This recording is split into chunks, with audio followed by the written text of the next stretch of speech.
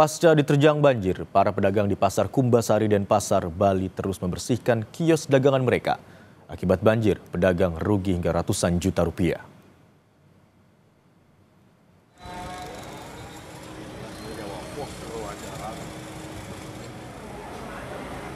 Dibantu anggota TNI, Polri, para pedagang Pasar Kumbasari dan Pasar bersih-bersih kios dan evakuasi barang dagangan mereka.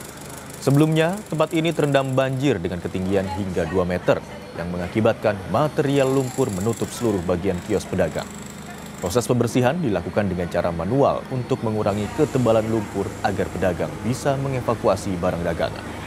Salah seorang pedagang bilang, akibat kejadian ini, dirinya rugi hingga 50 juta rupiah.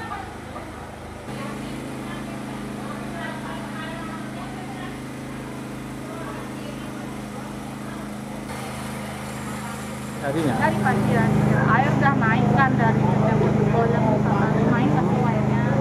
Dari info dari pasar kasih tahu. Aja. Jadi pas pada hari Rabu itu paginya juga belum bisa nyelamatin barang Bu ya? Ya baru lihat aja tak bisa masuk karena kondisi lumpur tebal selumpet badan itu.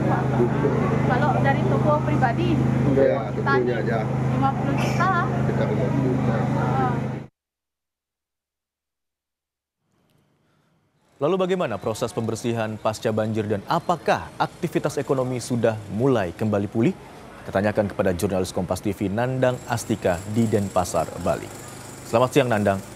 Pasar Badung perlahan sudah dibersihkan dari sisa banjir. Apakah aktivitas perdagangan sudah kembali normal?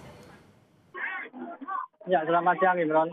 Bisa saya sampaikan memang mulai pagi tadi aktivitas di Pasar Badung Kota Denpasar ini sudah mulai kembali dibuka gitu.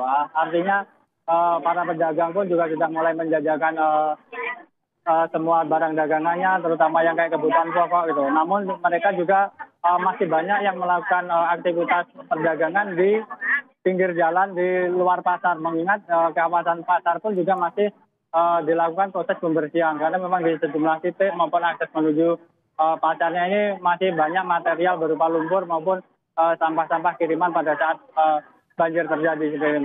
Dan juga bisa saya sampaikan saat ini saya berada tepat di posko pengaduan di Pasar Kumbasari dan Pasar, di mana dari pihak petugas dari Pasar Kumbasari mencatat sebelumnya ada 10 laporan pedagang yang dilaporkan hilang dan data yang terhimpun dari 10 pedagang yang hilang tersebut, 4 ditemukan dalam kondisi selamat, 5 meninggal dunia, dan 1 orang sampai saat ini masih dalam pencarian. Dan dibukanya posko ini selain untuk melakukan pendataan warga atau pedagang yang hilang, juga untuk memastikan bahwa semua pedagang mencatatkan apa keperluan yang selanjutnya nanti bisa disampaikan kepada pemerintah terkait bantuan pasca kejadian banjir ini, Imron.